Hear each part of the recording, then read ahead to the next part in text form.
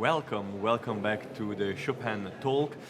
Thank you for following us. Grab a cup of coffee or tea or everything else you may like or need, and welcome by Alessandro Tommasi. I'm Naomi Kudo. And we have two fantastic guests with us today. We have Mr. Szklener, the director of the Chopin Institute, and we have Mr. Laskowski, press office spokesman for the Chopin Institute. Welcome. Good evening. Good evening. Thank you so much for being with us. Dr. Szklener, I would like to start with you. My source tells me that there is a very special meaning with your name associated with the Chopin competition. Do you think you could tell us what that is? What do you think about what name? Your name. My name? Yes, okay. your name. Yeah, that's really a kind of extraordinary story because my father is an amateur pianist, and he was following the competition in 1965 when Arturo Moreira Lima was a favorite pianist of the audience, and some of the people were discussing who's going to win. When obviously Martha Arpeggios won the competition. And my father said, because he already knew my mother, but it was some time before I was born, that if they are going to have a son in future, his name would be Arthur. So that's why I'm called with this name. That's and very incredible. for me now, the fact that Arturo Moreira Lima is with us is really special because he's a kind of a legend, but not the pianist who we've got very often contact with. So. Mm-hmm. Does he know about the story? No, not yet. No, we haven't talked about that. I think he would love to know about that. That's very special. Yes, definitely. And I suppose there are really a lot of stories connected to the Chopin competition, especially here in Warsaw, since it's such a big part of Polish life, we could say, such a big tradition. And I would love to ask you, Alexander, how do you build this interest around these competitions? This is really one of the major happenings of Poland, and not only of Poland, you have the entire world looking at Warsaw during this month. How do you create this path with the press and with the communication? I think the answer would have to be pretty complicated and quite long, because first, it is the name of Fryderyk Chopin, who is the great genius of music, and he is absolutely the biggest attraction here. But we have the great tradition of this competition, which is almost 100 years old. We have the history of wonderful winners, just mentioned Artur Moreira Lima, Martha Arpeggios, Maurizio Pollini, Christian Zimmermann, Rafał Blechar, Song Jin-cho, to whom you talked earlier today. So we have the winners. And it's quite natural, I have to say, for the press to associate Chopin with Warsaw and Chopin competition with Warsaw. And it's quite easy. I just send emails to important journalists and they say, oh yes, I want to come. Or I'm so sorry, I cannot come, but it has always been a dream in my life to come to Warsaw. So next time, please, let's be in touch. Mm-hmm. I would add another aspect, that Chopin competition was one of the first who got online, actually, because it was 11 years ago, in 2010. It was a big anniversary, 200th anniversary of Chopin's birth in Warsaw. And it was the first time we combined social media from two different services, because on YouTube at that time, comments were not allowed, were not possible. So we were combining that with Facebook. And I'm pretty certain that some of our listeners, some of our viewers nowadays are with us from that moment on. And for me, that's also very special because I was the first moderator of that discussion at that time.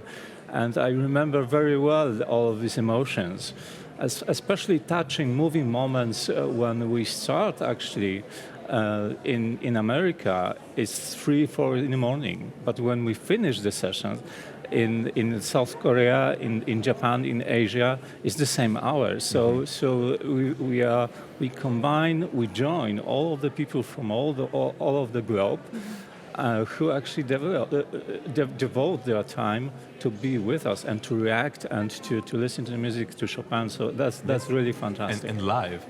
I mean, that's really quite something complicated. And is this, I mean, we are online right now with Exactly. this. So is this online part, this streaming part of the competition important for the Chopin? Definitely. I think that one might think that it is a kind of a little paradox, because when we had all of this trouble with the pandemic lockdowns, we were striking very hardly not to have any hybrid-like formula here in Warsaw. We wanted to have artists performing on stage with audience. It was really very important for us. That's why we decided actually to move the competition to the whole year, to have a chance, at least a chance to have this original way of organizing.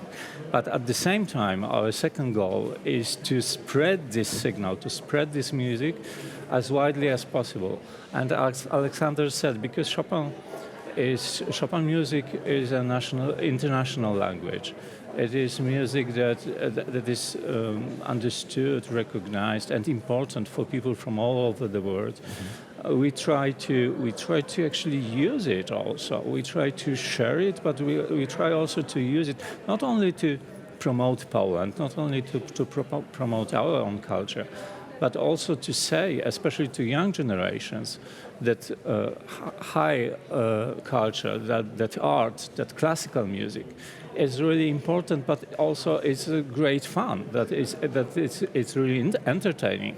That it's for us. It's not a margin, because sometimes, especially in a mainstream media, it can be we don't notice yes. so often classical Of music. course. So that's why also it is also very important for us that during the competition it's one of the very rare times when in mainstream media classical music is also present. Yes.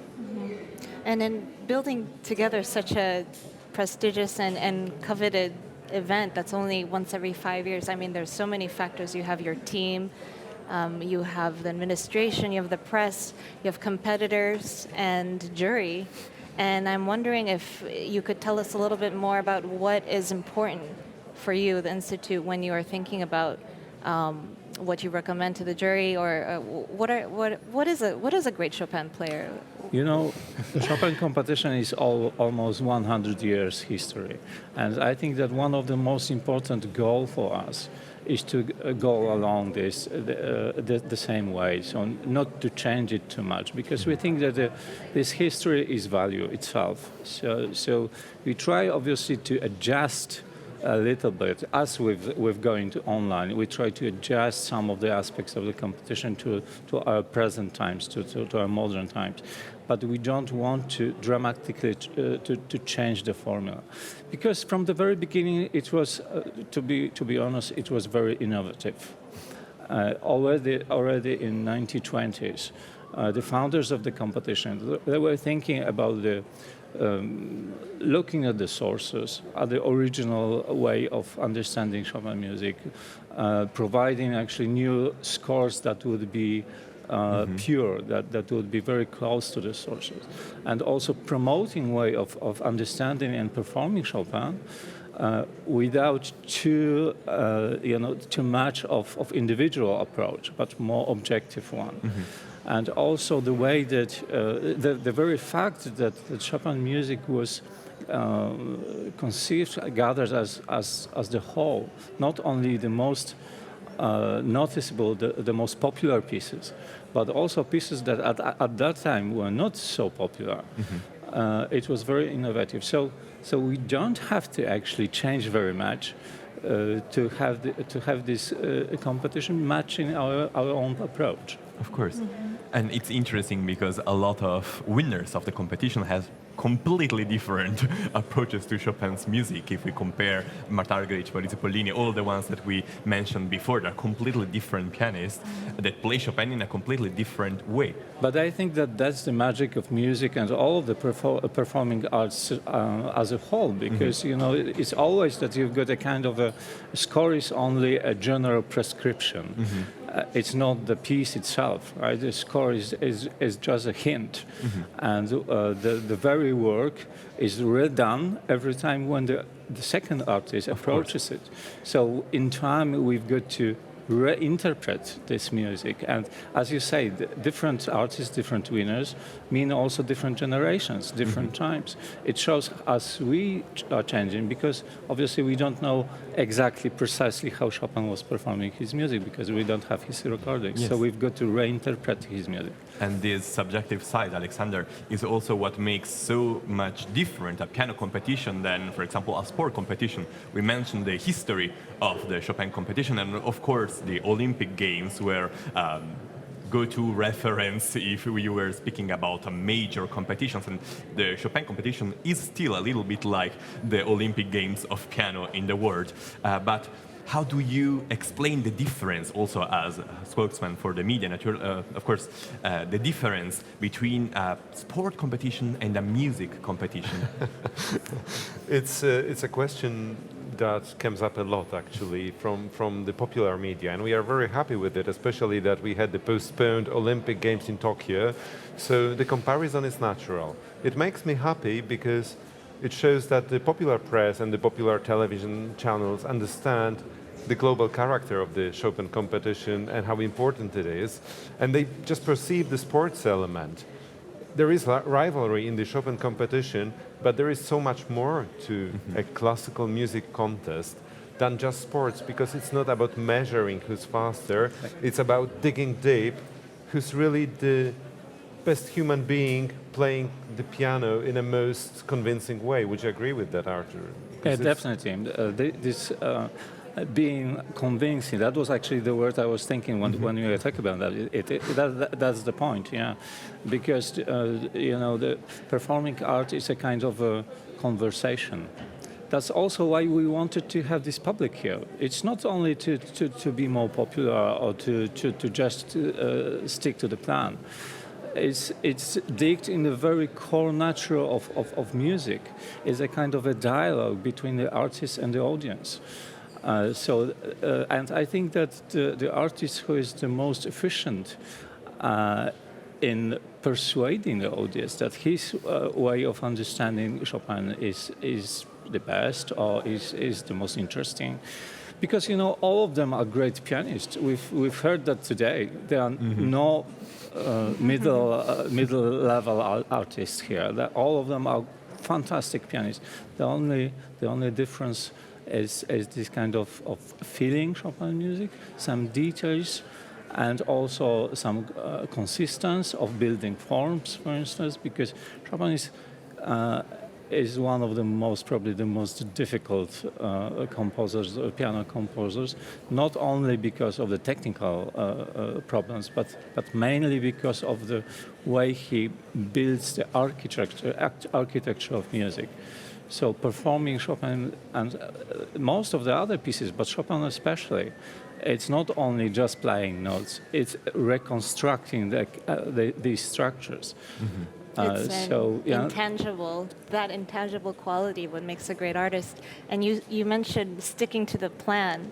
Sometimes you may plan as all you want, but things don't go as you planned. And I bring that up because Martha Arpeggios, I know that was a big thing. She was supposed to be on the jury, 1965 winner. Of course, many of us love her and adore her, one of the greatest living pianists today. And she's unfortunately not here. Could you tell us a little bit more about what happened? It's one of the last elements that changed in comparison to our plans during this competition. Sometimes we laugh that everything that we've learned as organizers of such big events, we've got to put away and rethink everything over, because obviously of the pandemic context is completely unpredictable. So every element of this structure of the competition has had at least different scenarios, 2-3 different possible scenarios.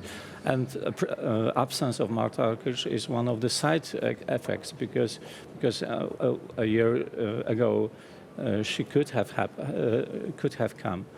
Now she cannot, unfortunately. So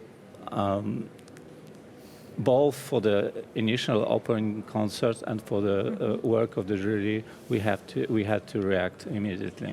And maybe I, as the spokesperson, will just remind everybody that Martha Arpeggios decided to be with Nelson Prairie during this very difficult time. Nelson Prairie is very ill, and she's very close friends with him. Yes. And of course, we were expecting her. We love her very much, and we're very sad not to see her come.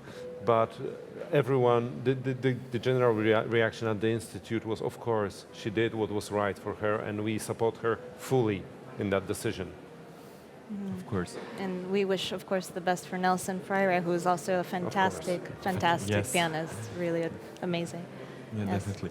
And here in Warsaw, we know him very well. Also, public audience knows him very well, especially because of the Chopin and his Europe festivals that we've got almost for 20 years already, yearly in the summer. Nelson Prairie was one of the favorite pianists, very often coming to Warsaw and doing these festivals.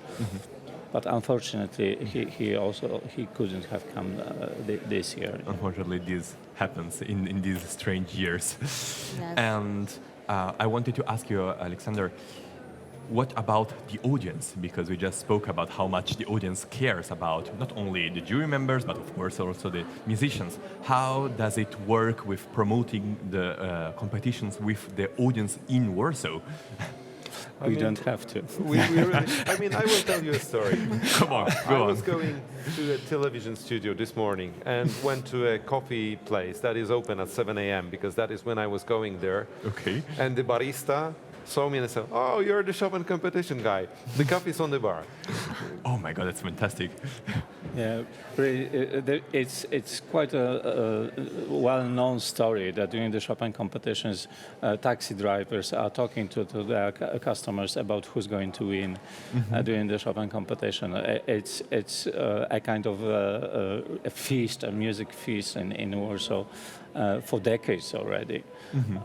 And one of the elements that we observe every other competition is that when we open selling tickets, they are sold almost immediately. In 2019, for this competition, our system collapsed for an hour, and within 3 hours, all of the tickets were sold out. So, and for the opening concert, we've sold out all of the tickets within 7 minutes. Wow.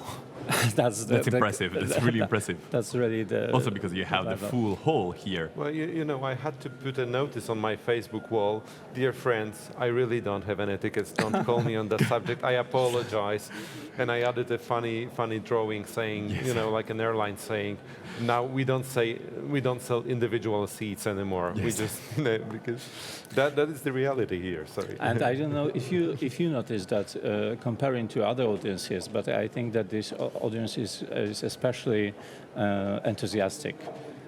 It's very reactive, and even although we've got just the first day, the first sessions, so not everybody have got their own favorite pianist, but the reactions are very vivid. So I think that's really a special audience. Yes, definitely. Yeah. And I suppose that also on the stage, this reaction is perceived. You played on this stage, so you know it.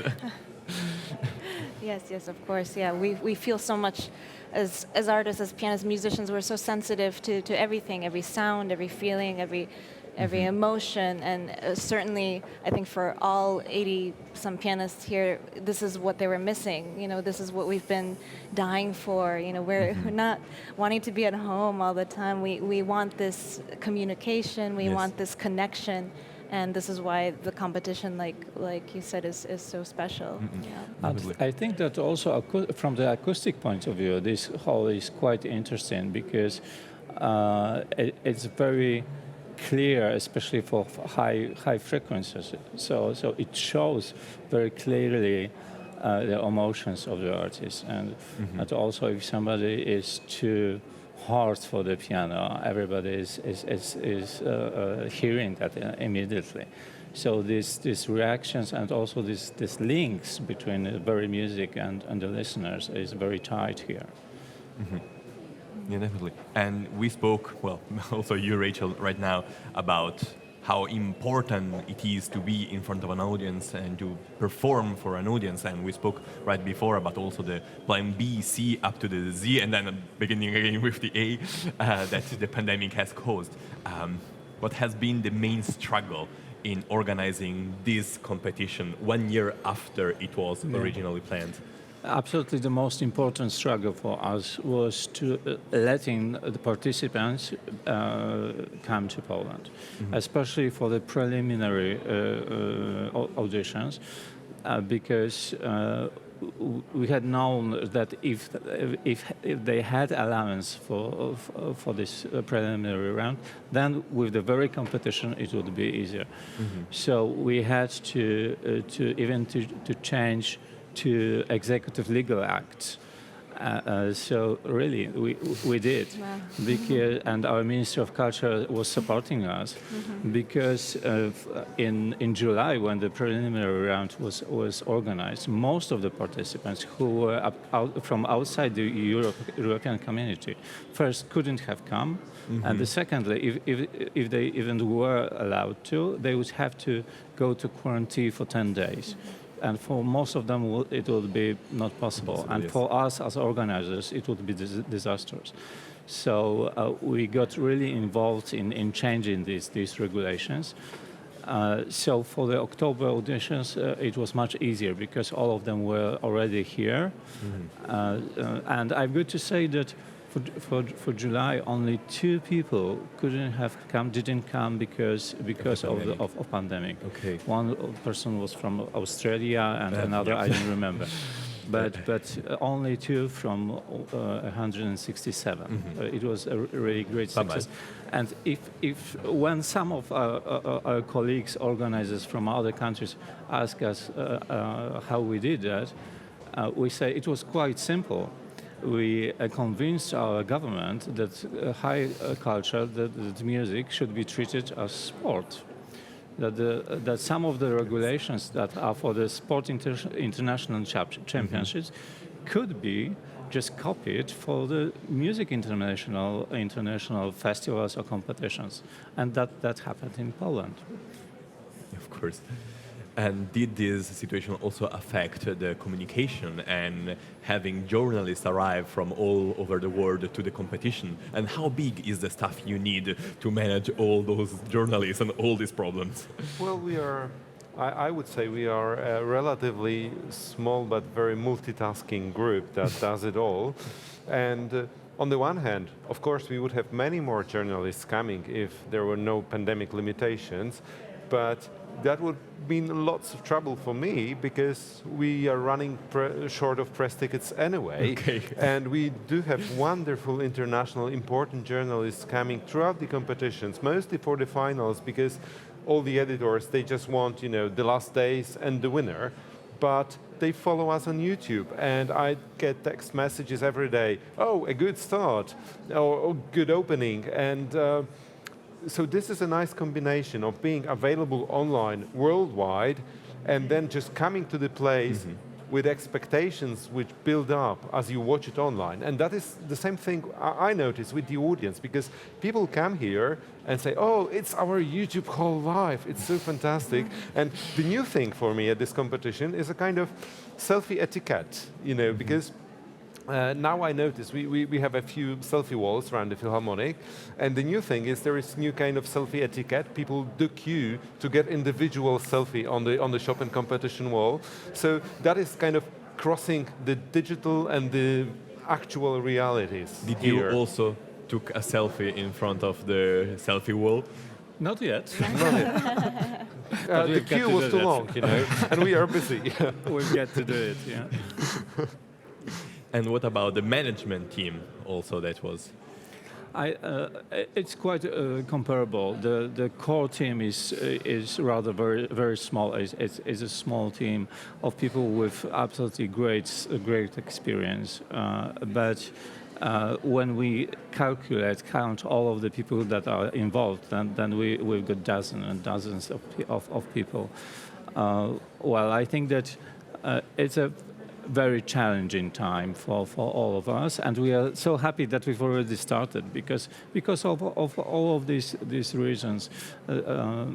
Normally, this kind of event is difficult, is complicated, but this context of pandemic just triples or just multiplies the efforts. Yes. Yeah, the efforts. But I can disclose a secret. How did we prepare? Because before you go on a sports event, they have preparation camps or whatever these are called. So he's a good boss, so he let our team go to the mountains, the Tatras, and we actually spent 3 days hiking in the group that works on the communication and promotion, choosing the most difficult routes through the mountains, and that really built the team spirit in us, and we need it now. So because we are really climbing today. Good to say that generally the way we are working, also from in the organizational teams, is very often discussing almost everything in groups, in teams, just to gather ideas. Even when one person has to make a decision, it's always after a quite wide discussion. And for instance, our short film promoting the competition is one of the examples.